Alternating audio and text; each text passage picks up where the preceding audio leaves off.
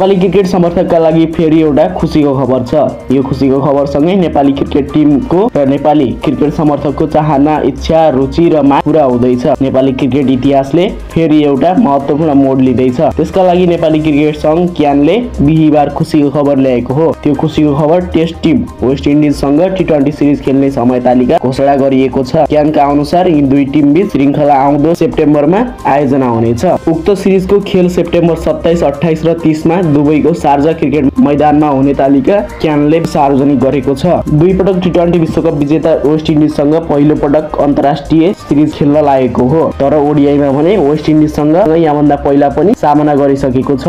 उक्त नेपाली टिम र West Indies बीचको पहिलो भेट 2023 मा जिम्बाब्वेमा भएको एक दिवसीय विश्वकप छनौट खेलमा भएको थियो। उक्त खेलमा पराजय बेहोरे पनि नेपालले केही सकारात्मक ज्ञान र सन्देशहरू दियो। उक्त म्याचमा वेस्ट इन्डिजले दिएको 340 रनको लक्ष्य पछ्याएको नेपाल 49.4 ओभरमा 238 रनमा अल आउट भयो। उक्त नेपालका लागि 238 रन बनाउने क्रममा आरिफ शेखले 93 बलमा 4 चौका र 1 छक्का सहित सर्वाधिक 63 रन बनाए। नेपाल अब युएईमा आयोजना हुने टी20 सिरिजमा वेस्ट इन्डिज विरुद्ध थप उत्कृष्ट प्रदर्शन गरेर इतिहास रच्न चाहन्छ। यो श्रृङ्खला युएईमा हुने भए पनि उक्त श्रृङ्खलाको आयोजक भने नेपाल नै हुनेछ।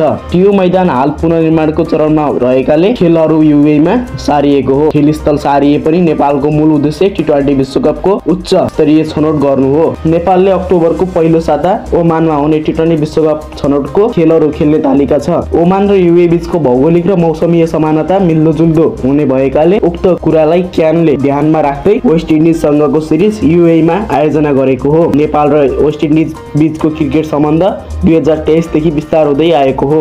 सन् 2024 मा त वेस्ट इन्डिजको ए टिमले नेपालमा आएर टी20 सिरिज खेलेको थियो, जसले क्रिकेटलाई थप ऊर्जा प्रदान गर्यो र अहिले वेस्ट इन्डिजको सिनियर टिम नै नेपाल विरुद्ध खेल्न सहमति हुँदा खेलाडी र क्रिकेट समर्थकहरू दुवै उत्साहित देखिन्छन्। यो सिरिज एउटा अन्तर्राष्ट्रिय प्रतिस्पर्धा मात्र नभई एउटा नेपाली टिमको इतिहास रच्ने मौका पनि हो। यो सँगै युवा खेलाडीका लागि वेस्ट इन्डिज विरुद्धको सिरिजमा आत्मविश्वास बढाउने मौका पनि हो। वेस्ट इन्डिज विरुद्ध प्रतिस्पर्धा गर्नु आक्रामक ब्याटिङ, गति, शक्ति निर्भर क्रिकेटसँग जुझ्नु पनि हो। यसले नेपाली टिमलाई आफ्नो कमजोरी, आत्मविश्वास र गल्तीहरूलाई पत्ता लगाउन मद्दत गर्नेछ।